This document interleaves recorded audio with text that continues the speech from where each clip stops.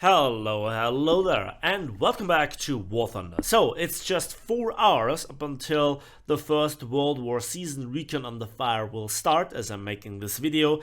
And yeah, let's talk about the news, because the AMX-50 Surblindé is the new French powerlifter, and it will be the main prize. So let's talk about this tank in some sort of the good old realistic expectations format, since I went out of the house minutes before the news dropped, so bad luck, I guess, for me. So this is now where I take a few more minutes to talk about the expected performance and also the comparison to the AMX-50 Surbaisse, to which it seems to be very similar. As an upcoming World War season Recon Under Fire main prize, I expect this to be along the lines of the 100 and the IS-7, so it will not have premium status. It is not mentioned anywhere in the dev block, and so you have to also stock grind it, so always think about that as well. But I think that the tank is very promising, and I want to tell you why. So, the pros and cons. The 120mm cannon with an 18-round drum autoloader is awesome. This is something that it shares with the AMX-50 Surbaisse, and this gun is just absolutely satisfying. It shares this gun in principle with the M103, with the AMX-50 Foch, and obviously the Surbaisse. Although with the Surbaisse it also shares the higher reload thanks to the autoloader, which is great, believe me that. It is really satisfying if you can make it work. Then, well-protected hull front. Yes, I know it has this IS-3-like pike nose shape design, but I don't think that it will be as effective as on the IS-3, and it is also arguable if it is effective at all in those times of stabilizers, APFSDS, and or HeatFS, and or hash, you name it. So I think that the battle rating of this rank 5 tank will be at least 8.0, much like with the AMX-50 Surbaisse. Then what is exceptionally awesome about this tank, and it is a little bonus mentioned here in the dev block, is this 20mm anti-aircraft gun.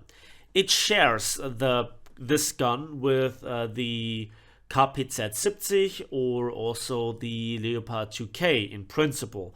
On top of it, there is also a tank that I think has a very similar gun, and that is the AMX-30 1972.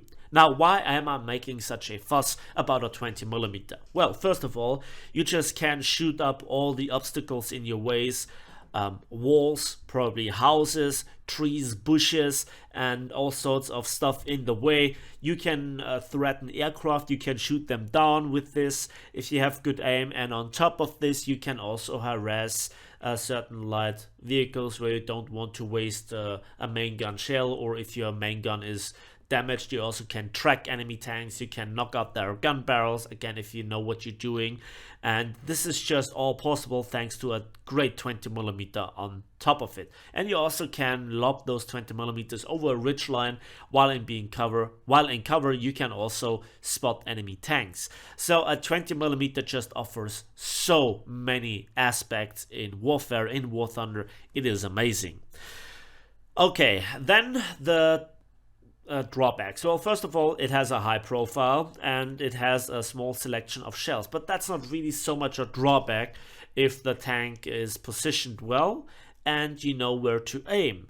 Then what I absolutely agree is the weak vertical guidance. Overall, 6 degrees of gun depression, it's not the world's end, but it's not the gold standard of minus 10 degrees per 10 degrees, and only 10 degrees of gun elevation. Well, very often people underestimate the importance of gun elevation.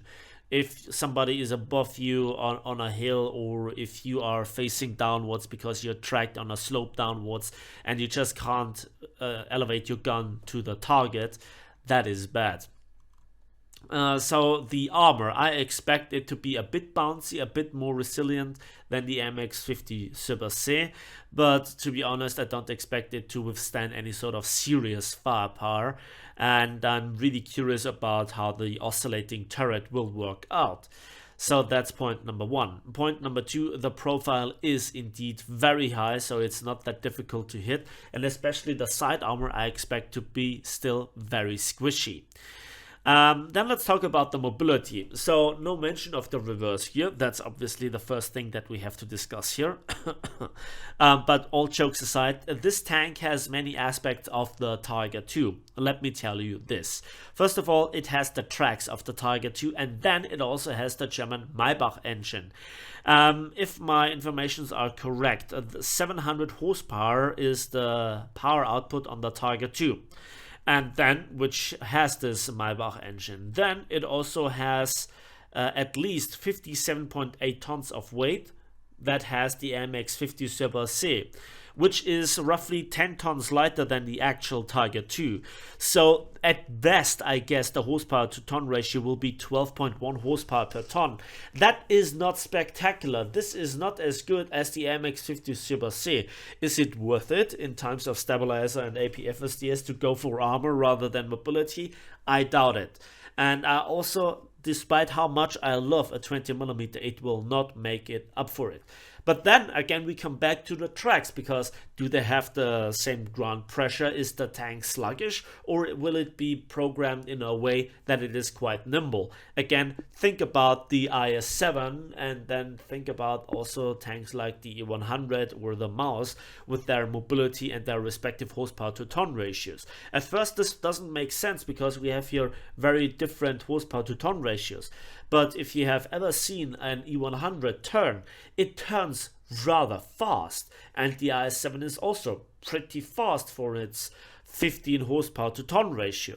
So it all depends on how exactly it is modeled, the transmission, how the engine revs, where the maximum torque lies, etc. All those factors will factor in. So we have mobility, we have armor, and we have firepower, and I think that's practically it. The question at the end of the day is if it is worth it and how many people actually will get it, and if it will lead to this tank getting spammed out and have such an impact like the IS-7. Per se, I wouldn't say that this tank is overpowered. I also wouldn't say that it is particularly bad. I think that for those who love good old kinetic AP rounds, this is one of the highlights within War Thunder, much like the AMX-50 Surbaisse or the AMX-50 Foch, which sadly I do not see that often on the battlefields, despite them being awesome, really great tanks. And I think this is the last stop before the high-tier bullshit of APFSDS stabilizer, high-tier Call of Duty gameplay. Yeah, so I will be very keen on trying this thing out. I hope I get my hands on it, but I cannot promise you. But I still think that I have a chance talking to Gaijin about this. So there is that. Really interesting tank. I hope that it will work out really nicely and that it actually keeps the things that I hope for it to be able to do. That's it for me today. Thanks for watching. Thanks for listening. I hope you enjoyed this video. Please give the video a like if you did. Subscribe if you want to see more. And we'll see each other on the battlefields of War Thunder.